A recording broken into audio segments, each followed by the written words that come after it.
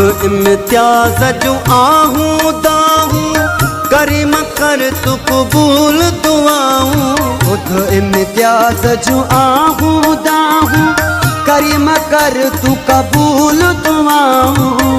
वास्ते हसन हुसैन जे मौला असां ते कर तू पंहिंजो अताऊं।